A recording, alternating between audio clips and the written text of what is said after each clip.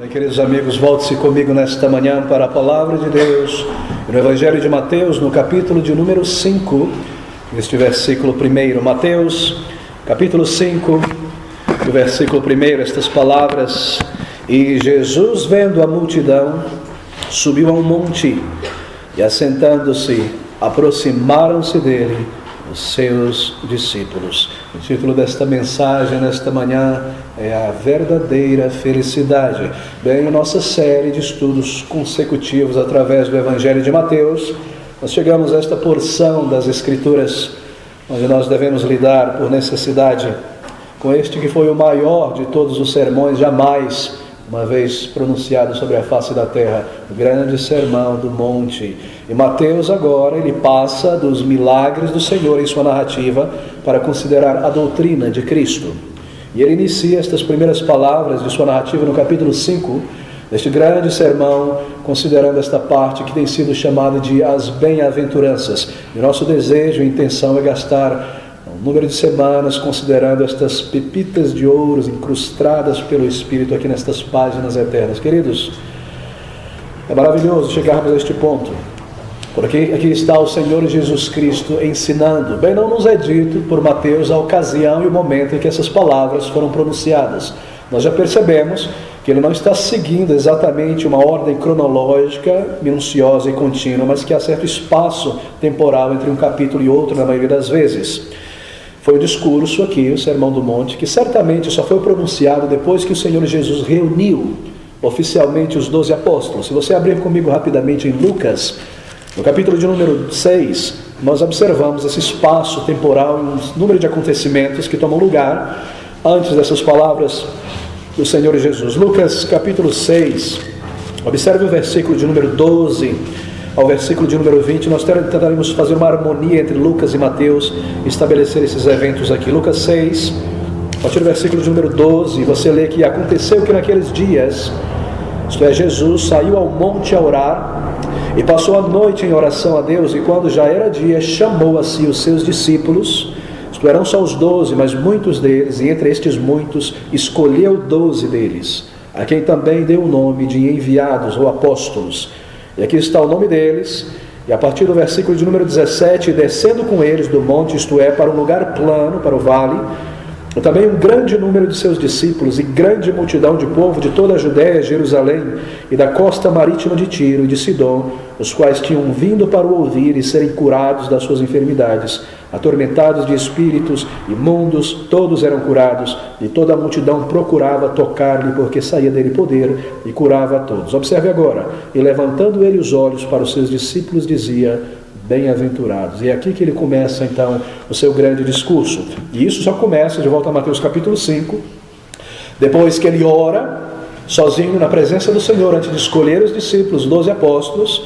Quando ele desce daquele monte para o vale, aquele grande número de curas é realizados, de enfermos, orando, escolhendo os apóstolos, um grande número de curas. Então ele provavelmente sobe novamente este monte, e é ali que Jesus, vendo a multidão, versículo 1, subiu um grande monte, e assentando-se, aproximaram-se dele os seus discípulos. Uma imensa multidão, nos diz o termo original grego. Queridos, quando o Senhor Jesus Cristo via as multidões e as suas necessidades, ele sempre tinha o seu coração tocado e preenchido de compaixão e de simpatia por elas. E o desejo profundo de ajudá-las, e de curar suas enfermidades, e de ensiná-las o caminho de reconciliação com Deus. E isso acontece muitas e muitas vezes através dos evangelhos. E é exatamente isso que está acontecendo. Mateus nos diz que ele observa a multidão vindo em direção a ele, e ele sobe a este monte, provavelmente para ter um pouco de tranquilidade com seus discípulos e ensiná-los a parte. Ele acabara de inaugurar, assim por dizer, a universidade, chamando 12 apóstolos, e ele quer ensiná-los, ter um momento de tranquilidade com eles. E ele sobe a este monte, de longe ele vê as grandes multidões se aproximando, nós não sabemos que distância. Ele começa a subir aquela ladeira, não era uma montanha a propósito, era um monte, uma espécie de elevado, e ali ele se senta. Havia muitas pedras ali também, pequenas penhas, grama, terra, penhas, uma visão privilegiada de todo aquele lago da Galileia. Se você pensar por um momento, geograficamente pensando, ali está aquele grande lago, não é? O Jordão desaguando nele. Em volta, do lado ocidental, nós temos a Galileia, com as suas cidades. Do lado oriental, nós temos a Decápolis. No norte, junto ao rio, nós temos Cafarnaum, onde o Senhor se estabeleceu. Do outro lado do rio, a Betsaida. Na parte ocidental você tem Tiberíades, e entre Tiberíades e Cafarnaum há um monte. Um terremoto aconteceu há 300 anos atrás que dividiu este monte, mas está lá. Estive lá uma vez, você pode subir e olhar todo o lago da Galileia, aquelas pequenas cidades, e é neste monte que o Senhor Jesus se coloca. Não é uma montanha muito íngreme, uma espécie de serra, ou de elevação onde há muita grama e pequenas penhas, e o Senhor Jesus sobe para aquele lugar, e assentando-se, nos diz Mateus, perceba que cada palavra é preciosa aqui, subindo ao monte, assentando-se, aproximaram-se dele os seus discípulos. Assentando-se, como faziam os rabinos na sinagoga para ensinar, os mestres em Israel. Eles levantavam-se para ler o livro da lei, lia-se a porção, então eles se assentavam para ensinar. Você vê o Senhor Jesus Cristo fazendo isso lá em Lucas, capítulo 4, versículo 20, na sinagoga de Nazaré, onde ele fora criado. Lucas nos diz, no versículo 20, que cerrando o livro e tornando-o a dar ao ministro, assentou-se. Os olhos de todos na sinagoga estavam sobre ele. Ele se assenta então aqui neste monte de propósito para ensinar os seus discípulos como mestre diante dos seus alunos, como faziam os rabinos em Israel para ensinar a palavra de Deus. A palavra estava dentro dele, ele é a própria palavra, e ali ele se assenta para ensinar. E quão maravilhoso não deve ter sido para os discípulos poder se assentar diante da palavra viva e poderosa, diante do Senhor Jesus Cristo.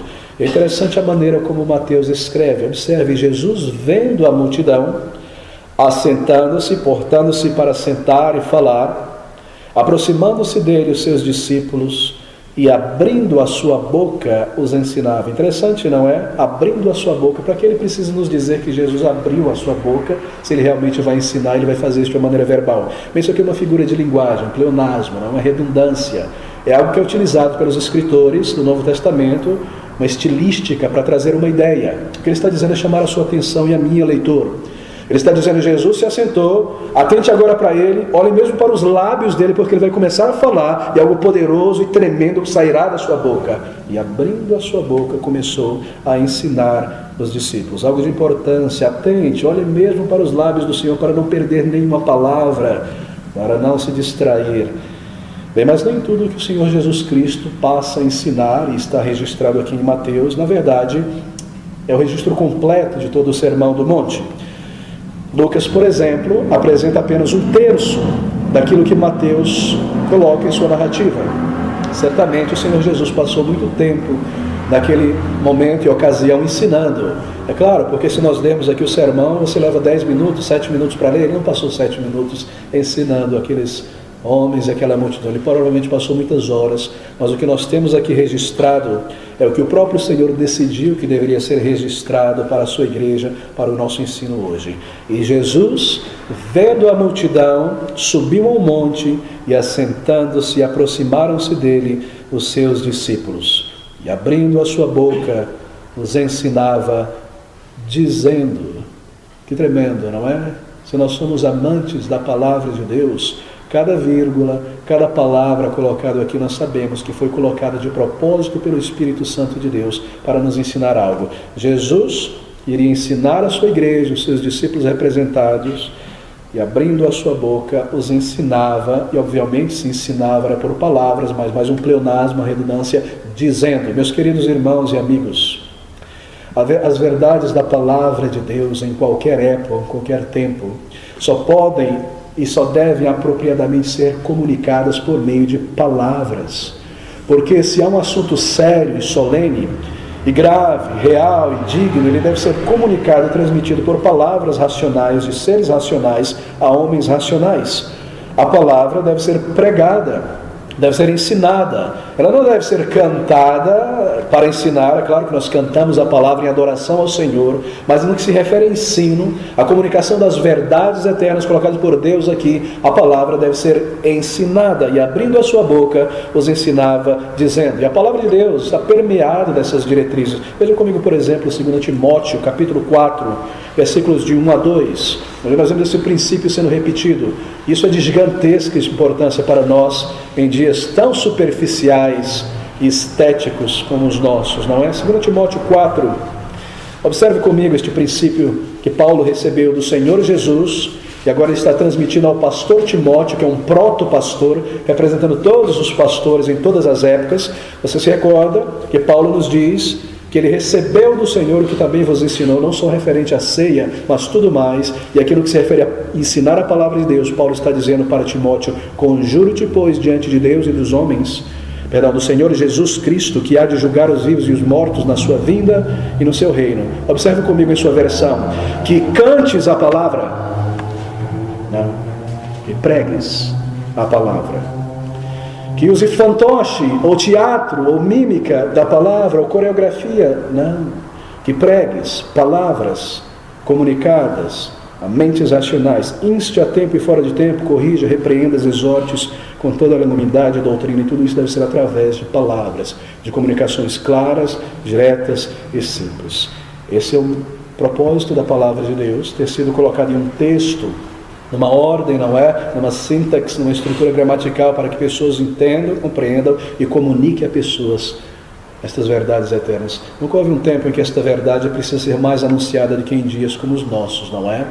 A palavra de Deus deve ser anunciada com clareza e pregada com palavras, de uma maneira contínua, clara, explicada e ensinada. E nós vemos esse princípio mesmo aqui nas palavras do Senhor Jesus Cristo, que abrindo a sua boca os ensinava, dizendo... Veja, os discípulos se aproximam do Senhor Jesus Cristo. E há dois pontos de grande importância que nós precisamos marcar logo no início de nossa consideração neste texto. São duas chaves de compreensão para nós entendermos esse grande sermão do monte. E o primeiro princípio está bem aqui, que o Senhor Jesus Cristo, neste glorioso sermão, Ele está ensinando os seus discípulos. Estas palavras, meus queridos amigos, são dirigidas a crentes. Observe novamente, Mateus é bastante preciso em colocar isso. Jesus, vendo a multidão distante, subiu ao monte e, assentando-se, aproximaram dele os seus discípulos. E, abrindo a sua boca, os ensinava, os seus discípulos. Esse é um sermão, e essa é a primeira chave de compreensão que tem em vista, como intenção principal, ensinar crentes, os discípulos de Jesus Cristo, os 12 apóstolos que provavelmente estavam sentados ao lado de Cristo, os demais discípulos em volta ali. Isso é de grande importância. Porque nós vivemos em um mundo cristianizado que toma o sermão do monte como que uma verdade dirigida ao mundo. E eles dizem: nós não precisamos de igreja, de pregação, de reuniões, tudo que nós precisamos é amor e é viver o sermão do monte. Mas eu te digo, está claro logo de início, que essas palavras são dirigidas a pessoas que têm o Espírito de Deus. Homens e mulheres que experimentaram uma obra de conversão. Não é dirigido ao mundo incrédulo, sem o Espírito.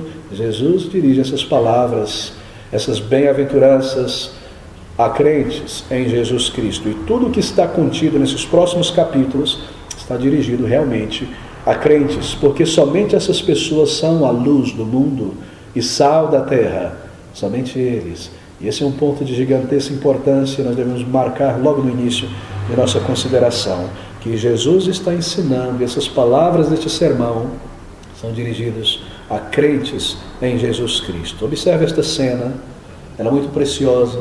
O Senhor Jesus começa a se dirigir para aquele monte, subindo com seus inúmeros discípulos, os apóstolos mais próximos. De repente ele se assenta em uma pequena penha, os apóstolos se sentam em volta, ele olha distante as multidões, a poeira subindo lá no fundo, as multidões se aproximando do lago da Galileia. Ele olha para os seus discípulos, abre a sua boca e começa a ensinar a igreja, a ensinar os seus discípulos. E essa é a cena, essa é a figura que nós temos diante de nós aqui. Jesus abrindo a sua boca, é uma redundância para chamar a atenção ao que está acontecendo aqui. Isso é de gigantesca importância. Marque isso, porque isso é importante até o final de nossa consideração. Versículo de número 3. Abrindo a sua boca, os ensinava dizendo: bem-aventurados pobres em espírito, porque deles é o reino dos céus. O reino dos céus. Há certos intérpretes, comentadores da palavra de Deus, sobretudo do grupo chamado dispensacionalista, que afirmam que estas palavras do Senhor Jesus, veja você, pasme você, não são para a igreja. Essas palavras, porque Jesus Cristo está lidando com preceitos do reino do céu, são dirigidas somente aos judeus que estão na Palestina. Por quê? Porque esse é um sermão para os judeus, não é para a igreja, não há nada para nós aqui, eles dizem. Porque o reino dos céus é um reino que Deus vai estabelecer no suposto milênio com o povo judeu na Palestina. E tudo que se refere ao reino de Deus, reino do céu, reino de Jesus, é este reino milenar para os judeus, com Cristo ali em Jerusalém. E assim, se Cristo está falando do reino aqui, e dirigindo sua palavra aos cidadãos do reino, então só pode estar referindo-se aos judeus. Isso aqui não tem nada a ver com a igreja. É algo que Jesus irá instalar na terra para os judeus. Bem, é muito interessante pensar sobre isso, porque estes intérpretes dispensacionalistas caem no mesmo erro dos judeus do primeiro século do tempo do Senhor Jesus Cristo.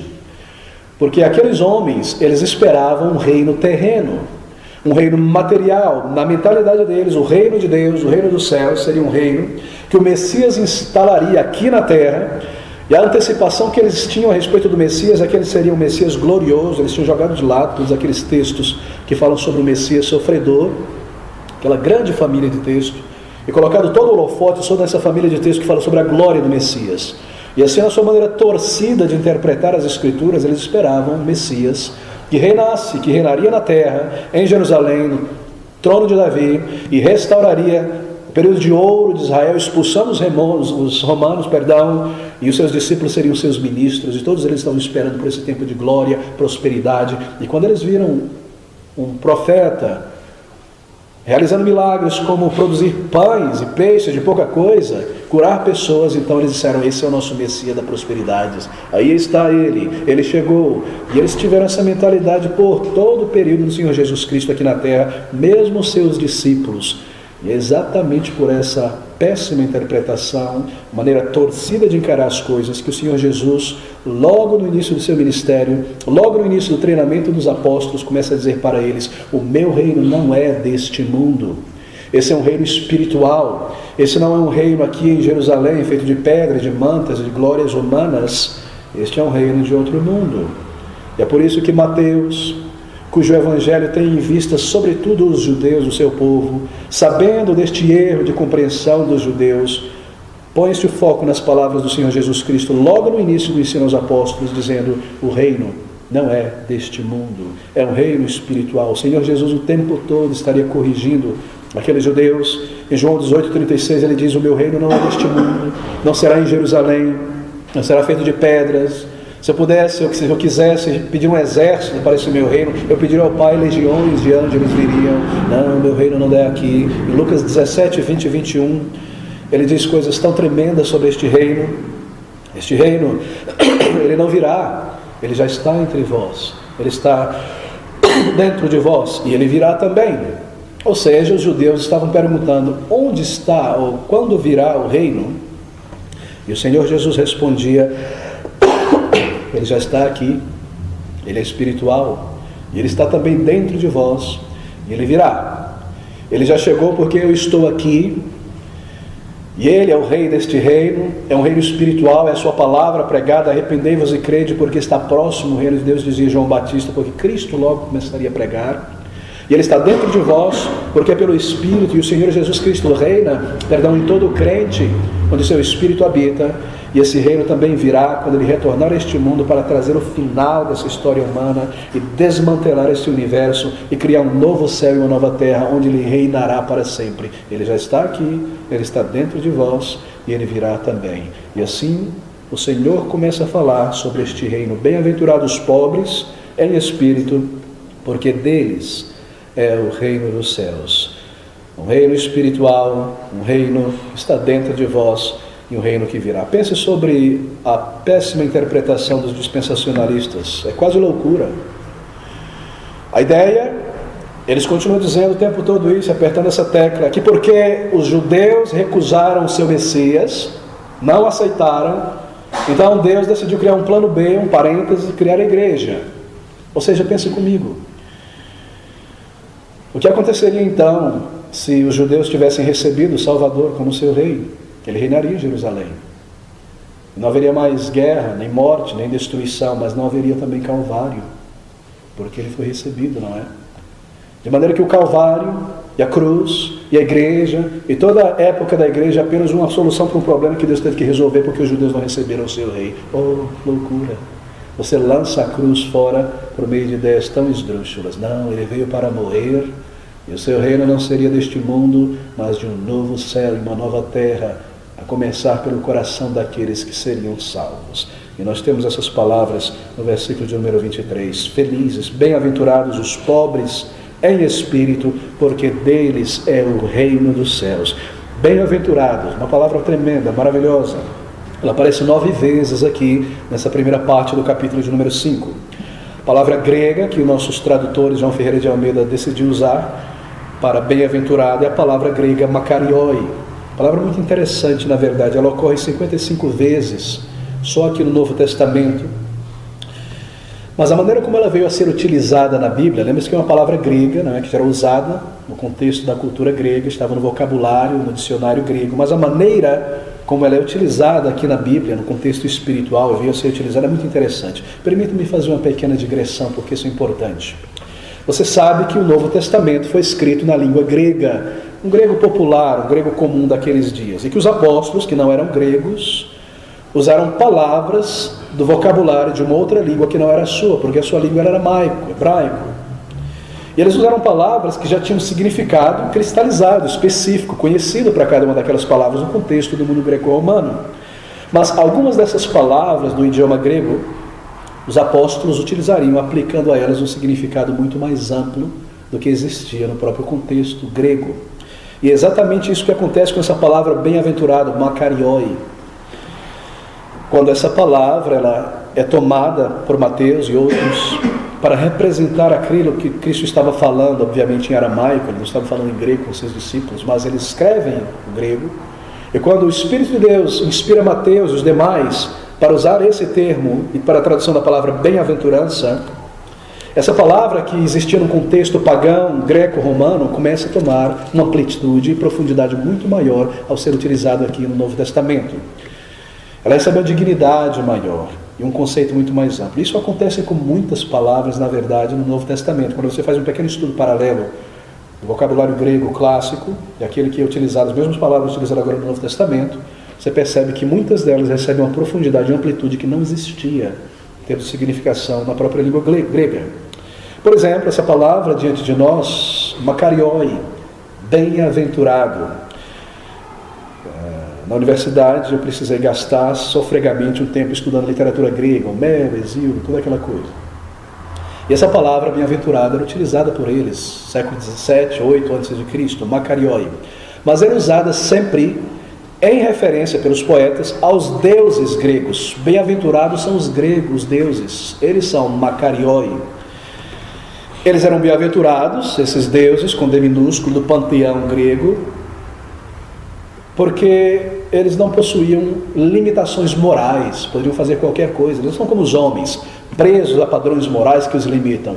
Eles podiam viver e fazer toda coisa. Por isso que os deuses gregos são cheios de lascívia, não é? De imoralidade, de ira e todo tipo de coisa. Eles são makarioi, bem-aventurados, porque eles não são como os mortais, eles são superiores, eles não morrem, eles não experimentam enfermidade, miséria, assim eles são makarioi, bem-aventurados. Ou seja, na cultura grega, essa palavra traduzida como bem-aventurança, acompanhe comigo, desculpe taxar sua paciência com isso, era utilizada em um contexto bem diferente. Bem-aventurados eram esses deuses distantes, não o ser humano. Depois desse período de poetas gregos, Homero, Hesíodo, vieram os filósofos no século IV, por aí, o período de ouro, né, de esplendor da cultura e filosofia grega. E entre os filósofos, ou melhor, antes disso, na verdade, essa palavra também ligada ao espírito, aos deuses, começou a ter uma ideia popular de que bem-aventurado também são os mortos, na verdade. Era um sinônimo de ser morto, porque o morto também não está mais debaixo da miséria, da enfermidade, das pragas deste mundo. Ele é bem-aventurado, ele está makarioi, em algum lugar distante, ele é feliz, em alguma razão no mundo dos mortos, na verdade, Urades, não é? Mas com a chegada dos filósofos, que tomaram esse mesmo vocabulário para comunicar suas ideias, essa palavra começa a ter um significado um pouco diferente. E bem-aventurado então passa a ser o filósofo, o indivíduo que possui grande conhecimento. Makarioi passou a ser sinônimo de conhecimento. Os filósofos gregos eram bem-aventurados, porque ao contrário do populaço, da ignorância, eles tinham conhecimento. Ter conhecimento é ter luz, iluminação, poder. Era uma ideia também de quem era rico, porque quem era rico podia ir para as academias estudar, ou seja, era o filósofo, era o rico que tinha privilégios, não como os demais homens, pobres, miseráveis. Assim, essa palavra, bem-aventurado, passou a ter referência aos deuses, aos mortos e aos ricos. Ou seja, quando ela chegou ao período de Jesus, era uma palavra que era utilizada somente para pouquíssimas pessoas. Inalcançável esse estado de bem-aventurança para a maioria dos homens, só os deuses, só os que já partiram, só os que eram muito ricos.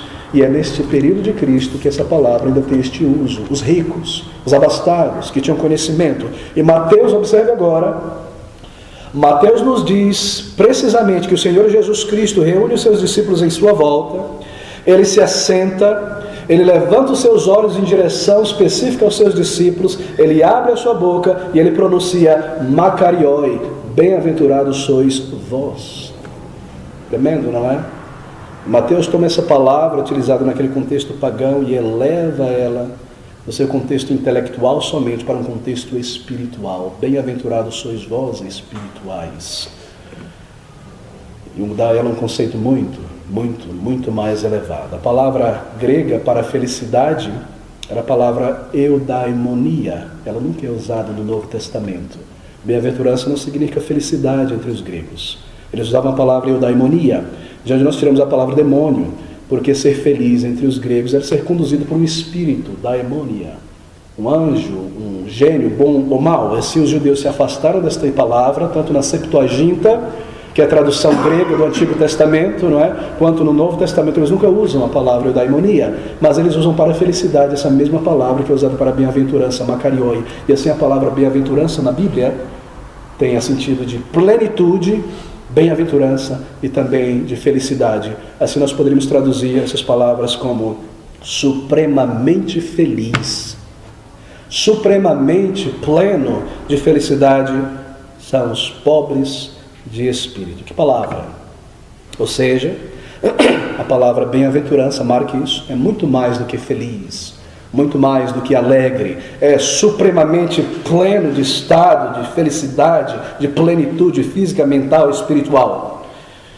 Usada antes para os ricos, para os intelectuais, também para a felicidade, agora supremamente feliz. Um uso muito mais elevado da palavra do que encontrado na cultura grega. O Senhor Jesus olha para os discípulos e diz: vós sois makarioi, supremamente felizes. E o que passa a acontecer agora é tremendo. Eu estou gastando tempo colocando ênfase nessa palavra, porque ela irá aparecer 9 vezes, e o que o Senhor Jesus Cristo está fazendo aqui é um poderoso contraste entre duas palavras, o tempo todo aparecendo. Ele diz, bem-aventurados sois, aqui vem um contraste, supremamente sois, aqui vem outro contraste, versículo 1, 2, até o final, até o versículo de número 11, nós ouvimos essa palavra supremamente feliz, e ela é contrastada com o adjetivo pobre, manso, miserável, e isso nos surpreende, isso nos choca, e é por isso que deve haver essa ênfase. Há uma força de significado muito grande nessa palavra, isso se torna mais claro conforme nós vemos essas comparações. Supremamente feliz, versículo 3, são os pobres de espírito. É chocante, não é? Contraste. Parece um paradoxo. Supremamente feliz, coisa que não pode ser feita, que não se crê. Supremamente feliz os que choram. Como pode ser isso? Supremamente feliz, bem-aventurados mendigos. Como pode ser isso? Nós somos introduzidos ao profundo ensino do Senhor Jesus Cristo. A palavra de Deus toma o ideal de felicidade que o mundo põe em bens, fama, prazer físico e mental, conforto, dignidade material, tudo que está na esfera temporal, física, e ele coloca em relação à esfera espiritual, ao caráter de uma pessoa, humildade de espírito, manso, fome e sede por justiça. Nosso mundo em volta, a música canta isso, a televisão mostra isso, o cinema mostra isso, feliz, supremo, em felicidade, pleno, bem-aventurado, mas se você tem grana, amigos que te indiquem, saúde, um plano de saúde, uma aposentadoria privada, um carrinho bacana, não é isso que o mundo propõe como ideal de felicidade, de bem-aventurança, e o Senhor Jesus desenraiza essa ideia deste mundo material e diz Macarioi, bem-aventurado, supremamente feliz, são estes homens e mulheres espirituais. Eles choram, eles são mansos, eles padecem perseguição. Que contraste! Não poderia haver uma mensagem mais atual para a igreja contemporânea, na verdade, do que o Sermão do Monte. Porque o homem moderno em nossa sociedade ocidental, dita cristianizada, voltou à mesma busca que os pagãos gregos e romanos tinham: prazer, dinheiro, fama, sucesso. A nossa sociedade, o nosso país é um país pagão. Dinheiro, conforto, segurança, poder, fama, status, intelecto. O Brasil é um país profundamente materialístico e não há uma mensagem mais contemporânea para a igreja de hoje do que estas bem-aventuranças, do que este sermão do monte. Por que o Senhor Jesus começa esse sermão do monte com as bem-aventuranças e não com aquelas palavras do versículo 17 em diante, do adultério, do jejum, etc.? Isso é para mostrar que todo este sermão está dirigido a crentes. Aqui ele começa a descrever o caráter de um cidadão do céu. Meus queridos irmãos, na conversão nós recebemos o passaporte para o céu, e na vida cristã de santificação nós recebemos a cultura de um cidadão do céu para habitar nesse céu. E aqui o Senhor Jesus está descrevendo o caráter deste homem, desta mulher salvo. Que mensagem! O Sermão do Monte é um discurso sobre a verdadeira felicidade. A felicidade está em colocar sua felicidade para além, para cima deste mundo. Há pessoas que querem plantar esta árvore aqui, não é? Mas a árvore da felicidade não pode crescer num paraíso terreno, porque o solo foi amaldiçoado pelo pecado. Mas há tantas pessoas cavando e plantando aqui, não é? E não podem produzir frutos que duram. Esse é o sermão sobre a felicidade. A concepção popular, não regenerada sobre felicidade, é que feliz é aquele que é livre de preocupações. Feliz é aquele que não tem ninguém que lhe atormenta o dia inteiro, e uma companhia telefônica que te liga 10 vezes por dia te oferecendo um pacote de serviço que você não quer, um cartão de crédito, teu pneu do carro não fura. Feliz é aquele que vive sem problema, sem distrações, que tem sucesso na vida material, conforto, segurança. Mas o Salvador diz: felizes, supremamente felizes são os pobres de espírito, que choram, que padecem perseguição. Não há nada aqui, meus queridos, para o não crente. Não há nada aqui para o não salvo, nessas palavras do Senhor Jesus Cristo. Não há nada aqui para a pessoa que rejeita esse livro divino, a palavra de Deus. Na verdade, ele não pode entender isso. Isso é loucura para um homem normal, com quem você convive na firma, na rua, na vizinhança. Ele não entende. Supremamente feliz, chorar, padecer. Isso é fanatismo na mentalidade de uma pessoa não convertida. Isso é fanatismo. Isso é levar a sério demais a religião. Não faça isso. Isso é fanatismo. Bem, eu mencionei que há 2 pontos de grande importância para a compreensão deste sermão. Este foi o primeiro.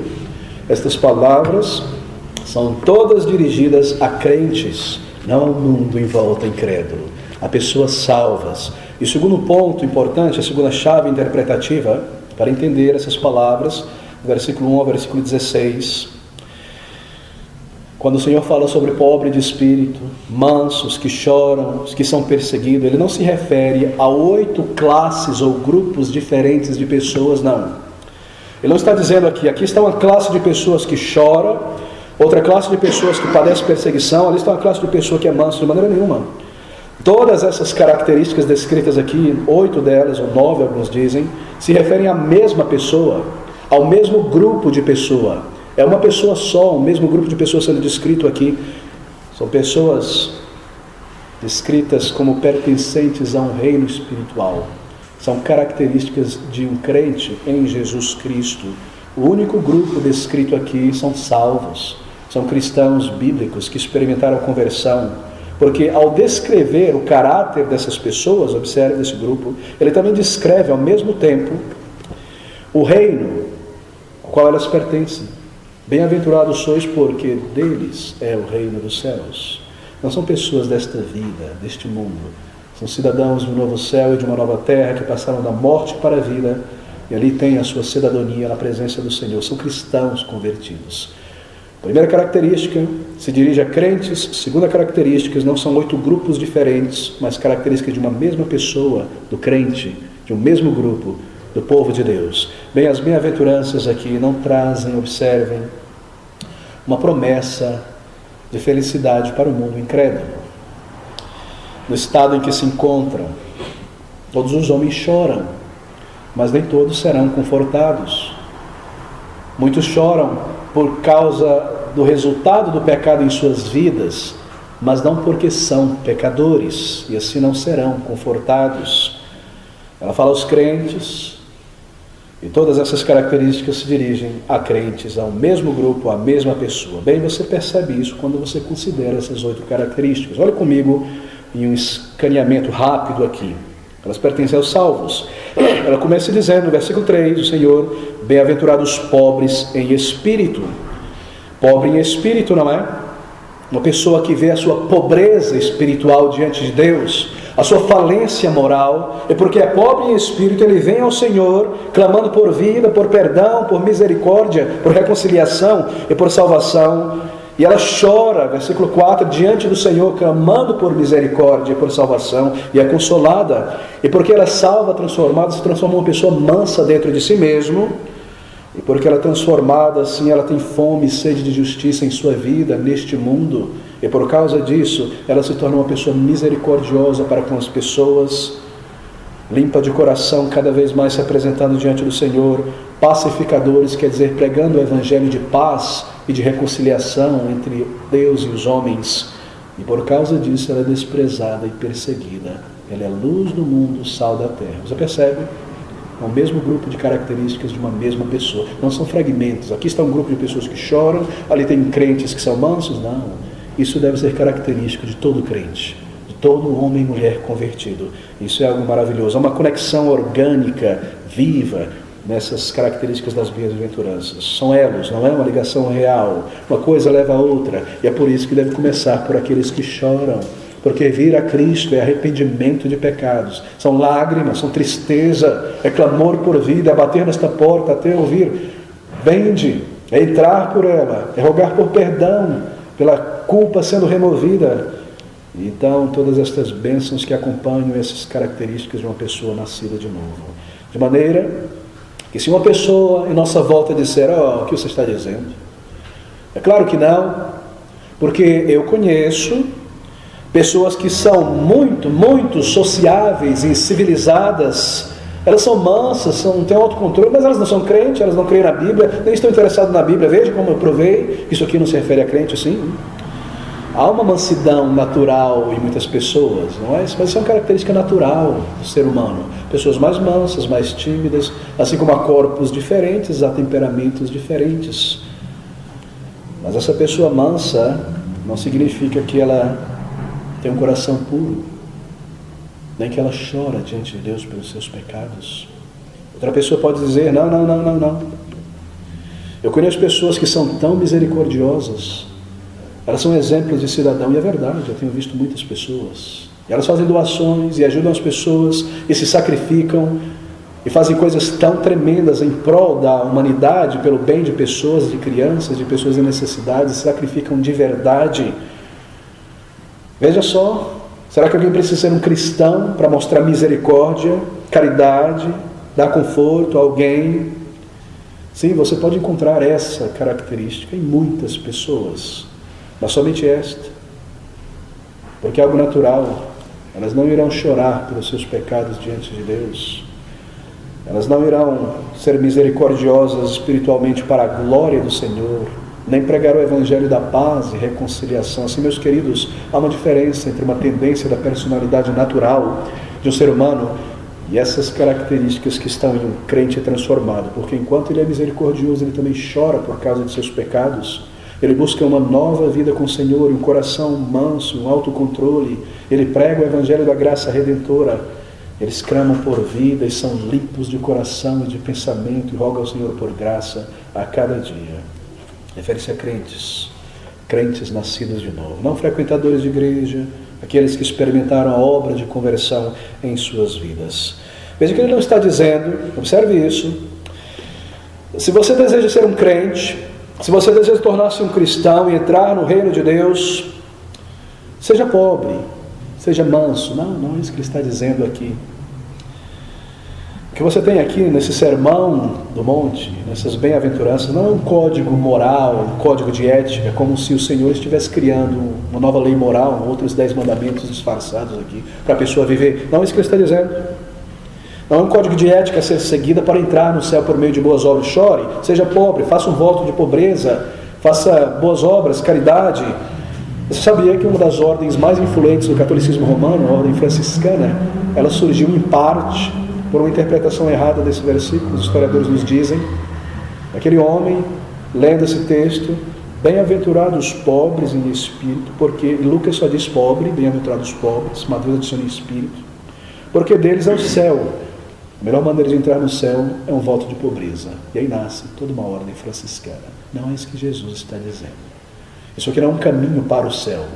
Isso aqui são características de pessoas já salvas. O que Cristo está dizendo é porque vocês foram salvos, então vivam assim. E não vivam assim para ser salvos, mas porque já foram salvos, vocês vivem dessa maneira. São provas de que uma pessoa já foi salva, na verdade. Segundo, essas bem-aventuranças, elas não são a descrição de apenas alguns crentes. E isso é interessante observar.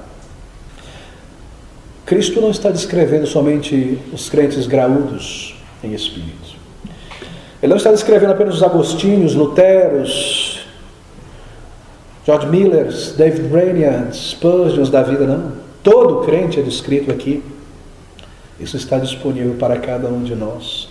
Diante de nós, não está uma questão de conduta, mas uma questão de caráter. O crente, ele é assim.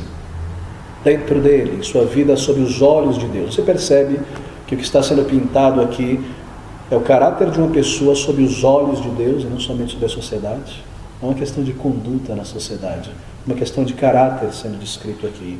Não é a descrição de santos elevados, canonizados, como no catolicismo romano. Cada crente, em um país católico como o nosso, onde a mentalidade católica permeia muitas igrejas evangélicas, nós temos a tendência de imaginar que somente crentes muito elevados conseguem viver isso aqui.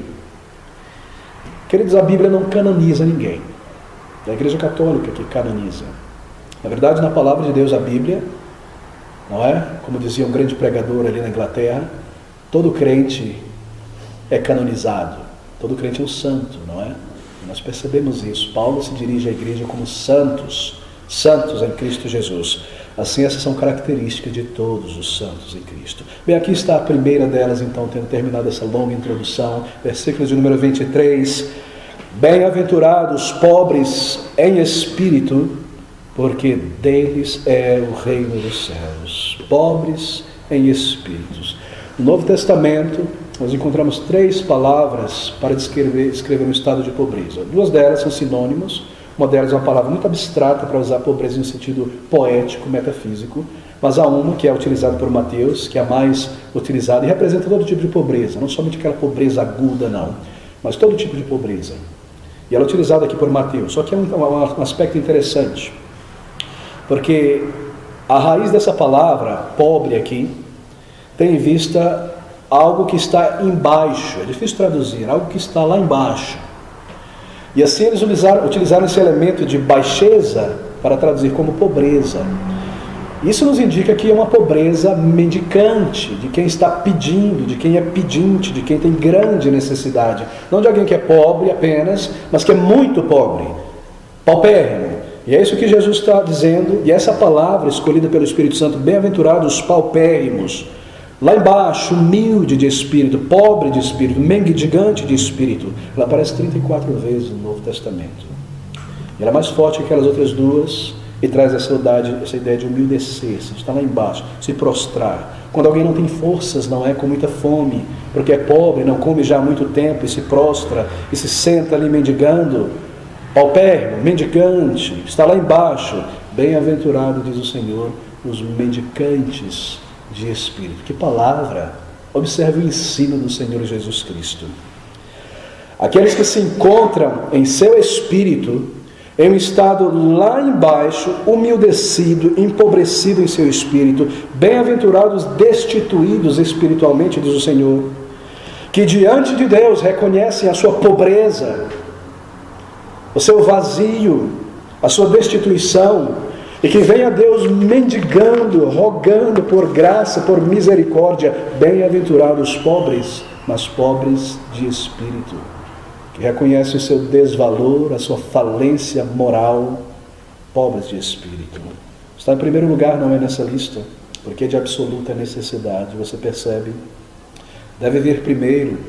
As demais características só passam a existir quando um pecador vem ao Senhor como um pobre, com a mão vazia, para receber graça e o tesouro da salvação. Feliz, supremamente feliz, são estes pobres de espírito. O mundo diz o oposto.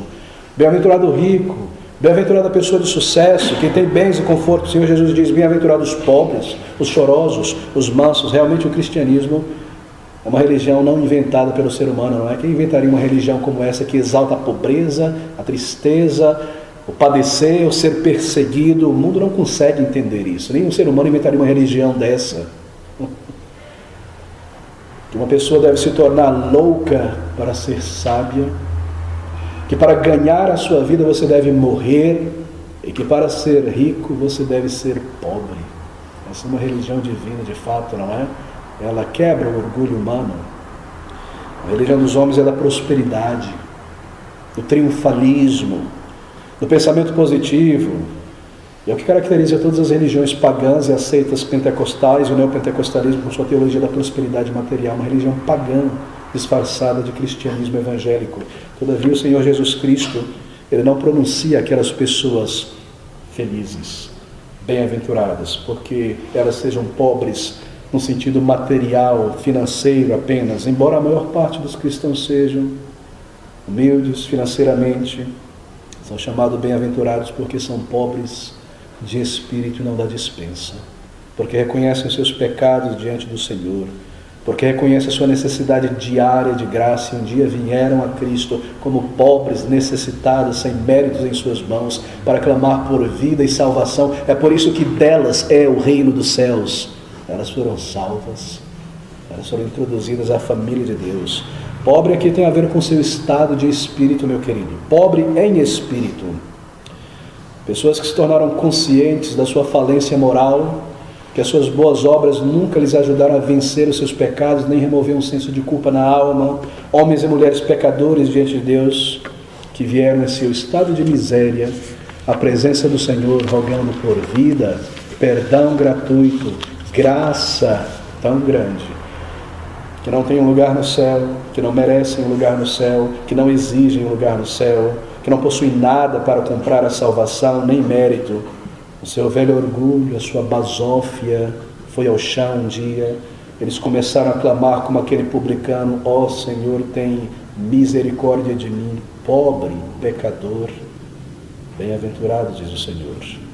Coração contrito, um espírito angustiado por perdão e misericórdia gratuita, como Paulo, não é? Quando a luz da consciência foi acesa naquele caminho para Damasco, e ele cai do cavalo do seu orgulho espiritual no pó da convicção de seus pecados. São pobres em relação ao estado do seu espírito diante de Deus, culpados, e agora viram seus pecados. E agora eles choram diante do Senhor. Deles e somente deles, diz a palavra de Deus, é o reino dos céus.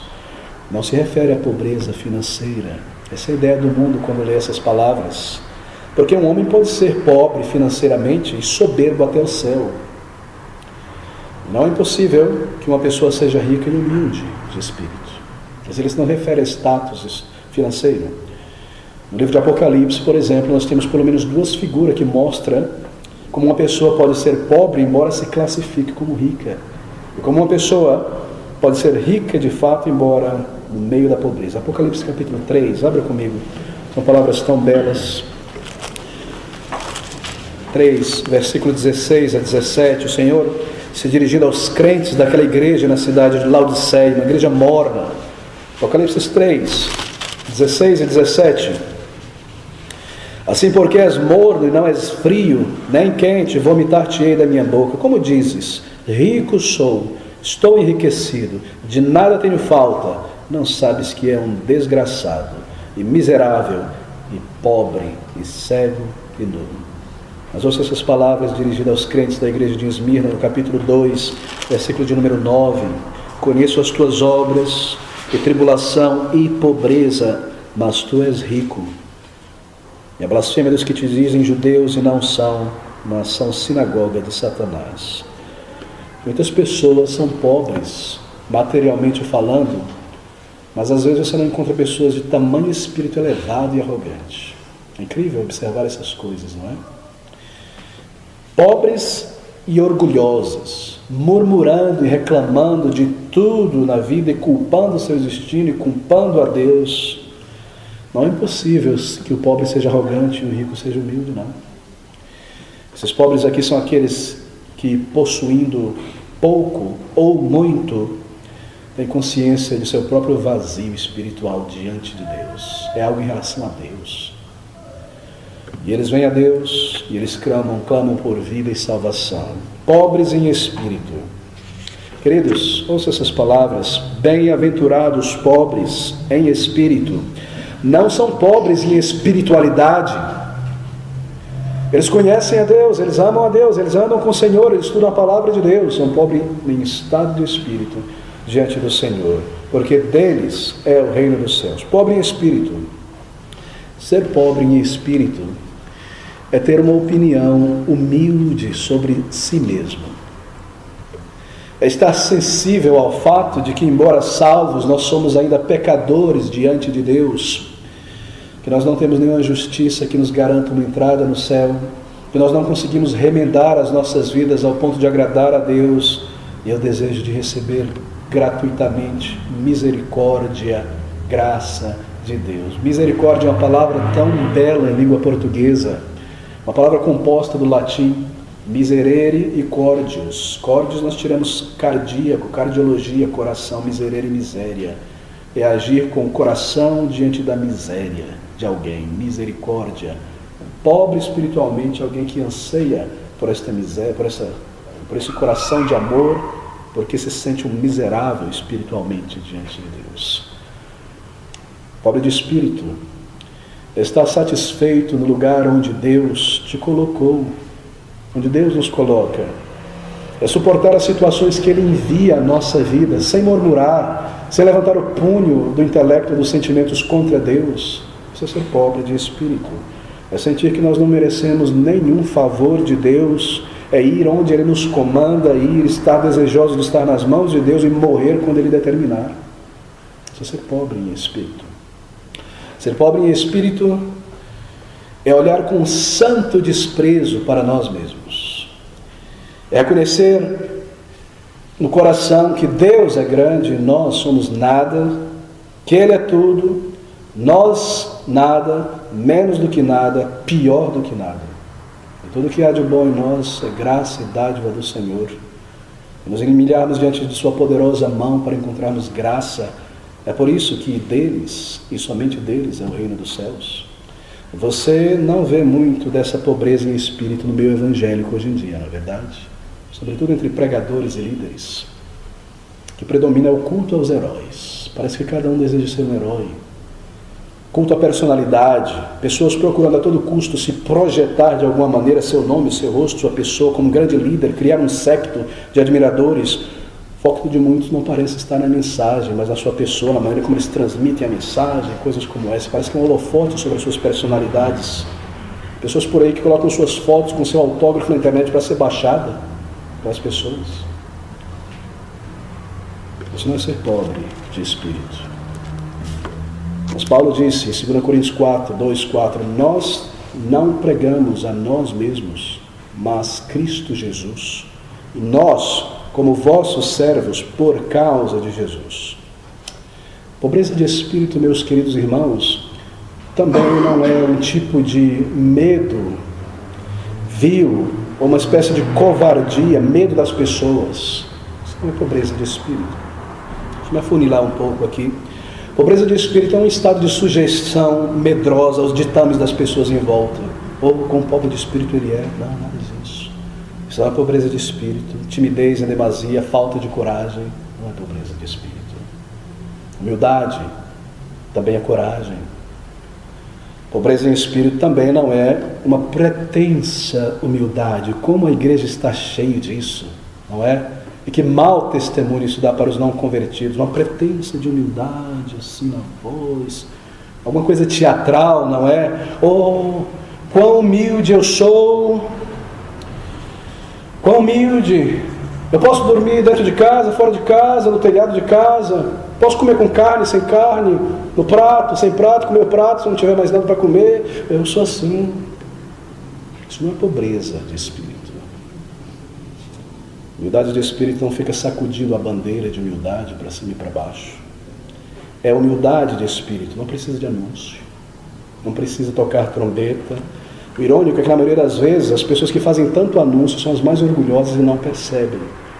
Na verdade, se tornam tão difíceis de lidar. E demonstram que lhes falta exatamente aquilo que elas desejam afirmar que possuem. Pobreza de espírito não é uma pretensa humildade. Pobreza de espírito também não é comodismo ou letargia mental.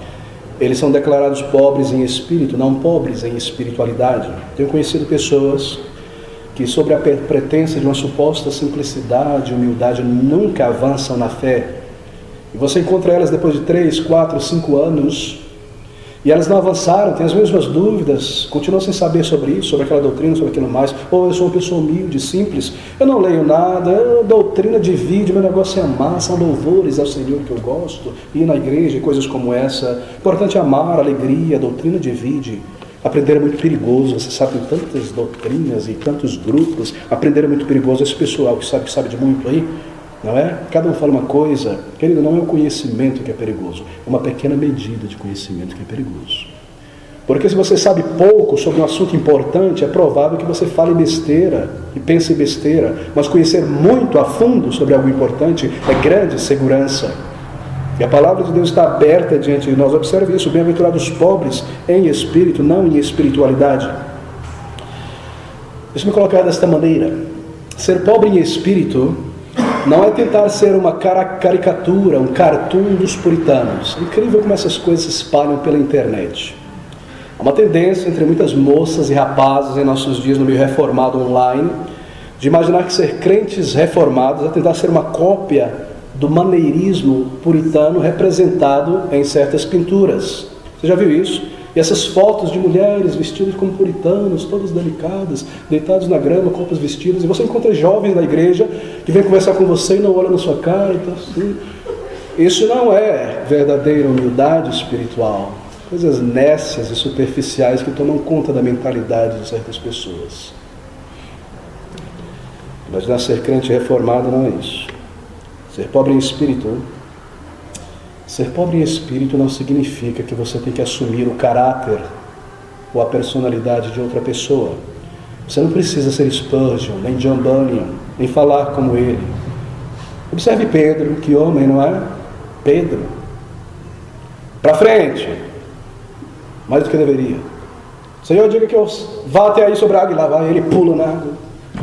O Senhor vem e transforma aquele homem tão instável, tão fraco, tão dominado, tão sanguíneo, em pedra. Simão para Pedro, mas a personalidade essencial dele permanece. Ele lançava a rede no mar e pegava os peixes, e no dia de Pentecostes ele lança aquela tarrafa de novo e 3.000 almas são trazidas para Cristo. Que vigor! Ser humilde de espírito não muda a sua personalidade essencial. Pense sobre Paulo, que homem vil, arrogante, orgulhoso, mau, maligno, salvo, tão transformado. Tudo aquilo que eu achava que era glória, eu vi que era refúgio, mas a personalidade essencial está ali, vigoroso, sofrendo, seguindo em frente, naufrágios e tantas coisas, pregando o Evangelho, não é? Servindo ao Senhor. A humildade de espírito não muda a personalidade, ela permanece. Todavia ele é pobre em espírito, Paulo e Pedro, e reconhece a sua miséria e indignidade diante de Deus. Bem, esses são aspectos negativos do que é ser ou não ser pobre em espírito, mas deixe-me falar sobre um aspecto positivo do que é ser pobre em espírito. O que é ser pobre em espírito? Isaías 57, versículo de número 15. Ouça essas palavras, porque assim diz o alto e o sublime, que habita na eternidade e cujo nome é santo, num alto e santo lugar habito, como também habito com o contrito e abatido de espírito. para vivificar o espírito dos abatidos e para vivificar o coração dos contritos. Essa é a qualidade de um homem, de uma mulher verdadeiramente humilde de espíritos, em Isaías 57:15. Pense sobre esses homens do Antigo Testamento, não é o clássico exemplo que é sempre dado sobre uma pessoa humilde de espírito, Gideão. Quando Deus envia, não é aquele anjo, é Gideão. Gideão, homem de Deus, você vai libertar esse povo, vai na tua fé. Da menor tribo, da menor família, o filho caçula, que apanha dos irmãos. Deus transforma aquele homem, não é? Isso não é pretensa humildade, isso é um senso de indignidade. Quem sou eu, Senhor? Outro. Não é ali, manda outro, não, manda eu. Estou dizendo isso, mas me põe eu, sim. Como você encontra certas pessoas, não é? Eu nunca queria chegar a essa posição, mas toda a vida tentando chegar ali. Não, quem sou eu? Como Deus usou aquele homem. Pense sobre Isaías, capítulo de 1-6. Ai do ímpio, ai dessa nação, ai, capítulo 6. Eu vi a visão do Senhor, ai de mim, que sou um pecador de lábios impuros no meio de um povo impuro. Eu vi o Senhor, e eu não sou nada, e eu caio como morto. Essa humildade de espírito, pobreza em espírito, uma questão do espírito, uma questão da alma, uma questão de conduta, uma questão de caráter. Pobreza de espírito é como uma pessoa se enxerga. Deixa-me fazer essa seguinte pergunta enquanto nós corremos para o final. Como você se vê no mais íntimo da sua mente e da sua imaginação? Quando você está sozinho por algum tempo, no avião, viajando, no ônibus, no carro, dirigindo, aqueles momentos em que você tem pensando ali sobre o que você pensa. Quando você pensa, sua imaginação, quem é você nela? Por acaso, na sua imaginação e pensamento, você está no centro do palco? É você o grande pregador, o grande escritor, o grande artista, o grande top model, e todo mundo olha para você, na sua imaginação e bate palma? Isso é uma pobreza de espírito. Como nós somos em nosso ser interior, assim nós somos. Há pessoas que são assim, não é? Nós somos tentados a isso. Como será que as pessoas vão me ver, me olhar? Será que eles vão olhar meu cacho aqui, minha roupa aqui? Como é que eu vou ser aplaudido, aparecer na foto? Tem aqueles outros extremos, que são cheios de autocomiseração. Eles começam a pensar sobre o seu funeral. O meu caixão está ali. Será que as pessoas estão chorando quando me vê morta? Humilde de espírito. Lança fora essas tolices. O que nós somos dentro de nós revela o que nós somos diante dos olhos do Senhor. E até que nós sintamos e encaramos a nossa pobreza de espírito, nós não estamos aptos a receber graça, porque Deus dá graça ao pobre, ao humilde de espírito. Até que nós sejamos pobres de espírito, nós não iremos entrar no céu. Deles é o reino dos céus. Como você conhece uma pessoa humilde de espírito? Bom, primeiro porque aquele que é humilde de espírito, ele já se desmamou de si mesmo. Veja o Salmo de número 131, versículo 2. Que palavras aqui, não é? Certamente que me tenho portado e sossegado como uma criança desmamada de sua mãe. A minha alma está como uma criança desmamável. É muito difícil para um homem, uma mulher, se desmamar de si mesmo. Parar de alimentar o seu ego e mamar nesse ego. Tudo sou eu, para mim, eu, que eu sinto, como eu estou, como eu não estou, se eu estou bem, se eu estou mal. Tire o foco de si mesmo. Tenha uma opinião humilde de si mesmo. Pense mais sobre os outros. Desça do centro do estágio, do palco, nos teus pensamentos. Pense mais nos outros em Cristo. Uma pessoa humilde de espírito é uma pessoa que já se desmamou de si mesma. É também uma pessoa que é pobre em espírito, e sendo pobre de espírito é admirada por Cristo Jesus. E ela admira o Salvador. Cristo tem uma estima muito alta em seu conceito. E ela vê todas as suas riquezas, presentes e futuras, em Cristo. Essa é uma pessoa pobre de espírito. Não em si, não em sua carreira, não no que ela fez para Cristo, mas nele, na própria pessoa, em Cristo Jesus. Aquele que é pobre de espírito está sempre descontente com seu estado espiritual. Uma pessoa muito pobre, não é? Quando uma pessoa é muito pobre, ela está sempre pedindo. mendigando. Oh Senhor, eu quero um coração mais quebrantado. Eu quero um coração mais puro. Eu rogo a Ti, eu clamo a Ti, Senhor. Eu preciso de mais graça, Senhor. Ele está sempre mendigando. Ele é pobre em espírito. Embora ele não negue a graça de Deus em sua vida e a obra do Espírito Santo em sua vida, porque se negasse, estaria dando um falso testemunho contra o Espírito que já o salvou. Mas ainda assim, ele pede por mais graça como um indigente diante de Deus. Ele é um salvo, ele sente a sua miséria. Ele ora, e em sua oração ele diz: mais pureza dá-me, mais horror ao mal, mais calma em pesares, mais alto ideal. Mais fé no meu mestre, mais consagração, mais gozo em servi-lo, mais grata oração. E quanto mais graça ele tem, mais humilde ele é. E você vem assim ao Senhor e se vê como um devedor da graça de Deus. E se você consegue cumprir alguma coisa corretamente, perfeitamente na obra do Senhor, ele reconhece que foi por causa da capacitação de Cristo, não por causa de sua própria capacitação. Porque ele sabe que Cristo fortalece em todas as coisas. E se ele vive, não mais ele, mas Cristo vive nele. E ele serve, não ele, mas a graça de Deus operando nele, nela. Ele está pronto a receber de Deus o que Deus envia sem reclamar. E recebe a resposta à sua oração como vinda do Senhor, da maneira que o Senhor envia, porque ele é pobre de espírito. E sobre essa pobreza de espírito, que é a pedra angular inicial, o Senhor constrói um caráter santo. Todas as demais virtudes estão dependentes dela. Meu irmão, minha irmã, trabalhe muito para ser pobre, porque esse será o seu tesouro, a sua riqueza. Você pode ter riqueza neste mundo, e um currículo, e um status. Você pode ter riqueza no mundo e permanecer pobre. Mas você não pode ter essa pobreza sem ser feito rico. Essa pobreza é a sua nobreza. Deus olha sobre um pobre de espírito, não é? Quando o meu coração é elevado, então eu sou abatido. Mas quando o meu coração está abatido diante do Senhor, então, quando o meu coração estiver abatido, leva-me para a rocha que é mais alta do que eu.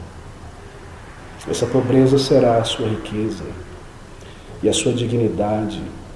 E essa pobreza será a sua honra. E essa pobreza será esse caminho de acesso à presença do Senhor. Esse versículo de número 3, que palavras tão profundas do Senhor Jesus. Bem-aventurados, supremamente feliz, os pobres em espírito, porque deles é o reino dos céus. Queridos, é deles. E que reino? Os reis possuem coroas em seu reino. Aquele que se humilha debaixo da poderosa mão do Senhor receberá uma coroa.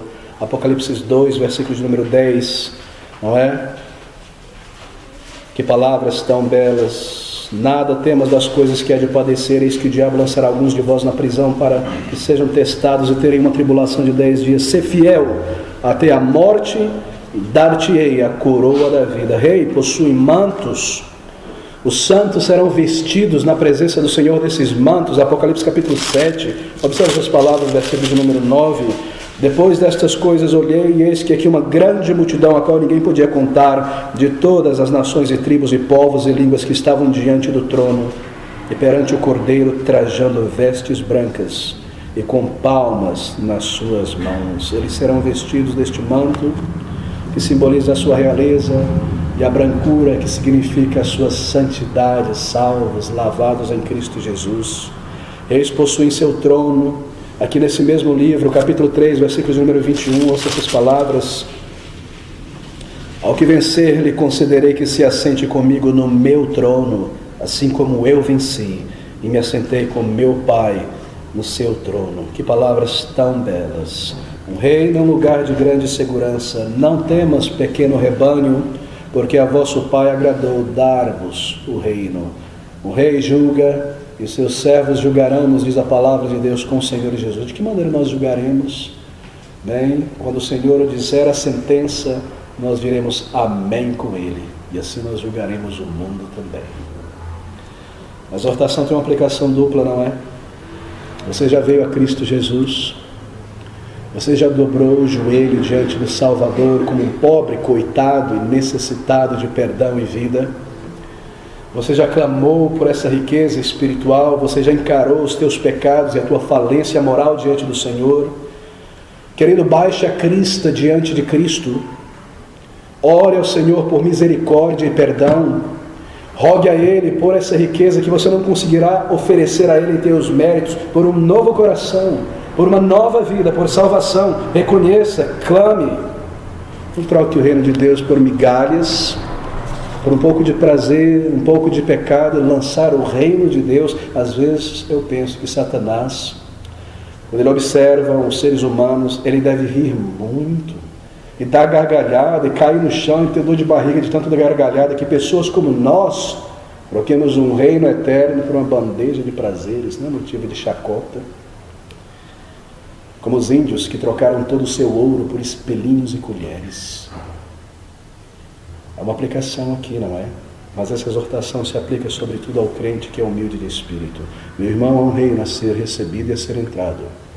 Viva para esse reino, sirva este reino, mantenha-se neste reino, gaste e seja gasto para este reino, rogue ao Senhor por suas bênçãos sobre este reino. Às vezes, quando eu penso sobre o meu serviço ao meu mestre e a qualidade do serviço que eu ofereço ao Senhor, eu sinto que o galardão é tão desproporcional ao serviço prestado, que reino não é diante de nós. Esse é um reino glorioso, ele está dentro de nós, e ele virá, e nós somos cidadãos deste reino, e ele nos levou a conhecer o seu amor e o seu poder. O que é esse mundo? Que sou eu? Cristo Jesus, ele, o Salvador. Viva para o reino como um filho do rei, como um servo, e essa é a maneira de viver como um filho do rei. Bem-aventurados os pobres em espírito, porque deles é o reino dos céus.